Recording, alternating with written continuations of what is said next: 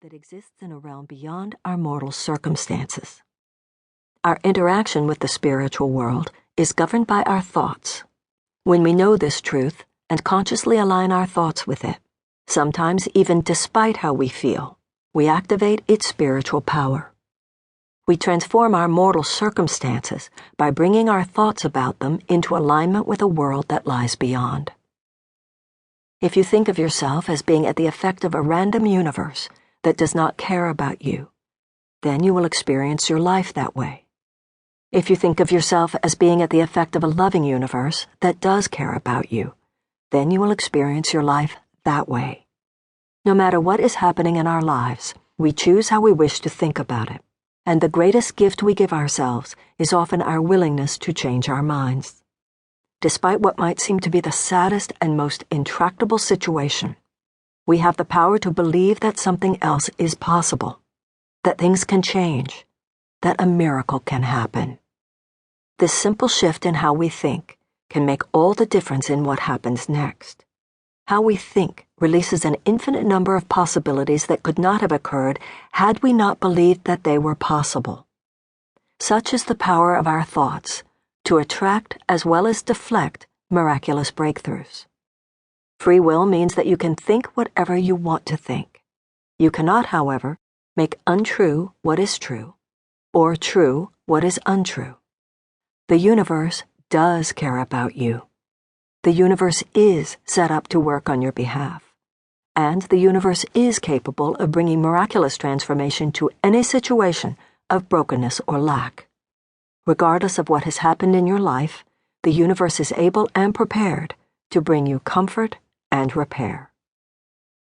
You are loved, and your purpose is to love.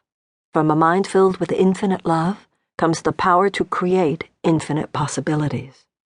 We have the power to think in ways that reflect and attract all the love in the world. Such thinking is called enlightenment. Enlightenment is not a process we work toward, but a choice available to us in any instant. Enlightenment is the answer to every problem.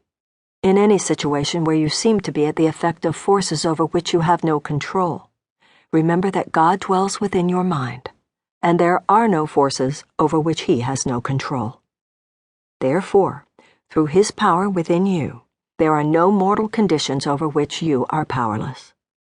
Whenever your good is obscured by the appearances of a non-loving world, the universe is programmed to lift you out of that condition and return you to an abundant state.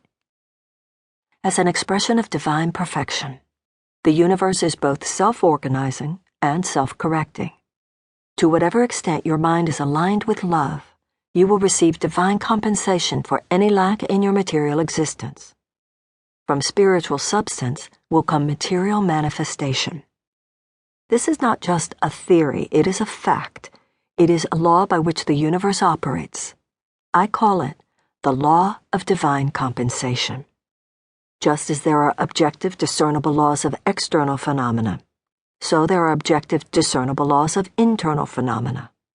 The law of gravity, for instance, is not just a belief. It is true whether or not you believe it. Spiritual laws are not just beliefs either. They are descriptions of how consciousness operates.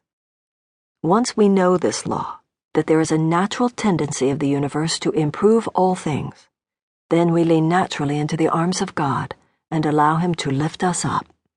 We surrender our thoughts, then He uplifts our thoughts, then our experiences change.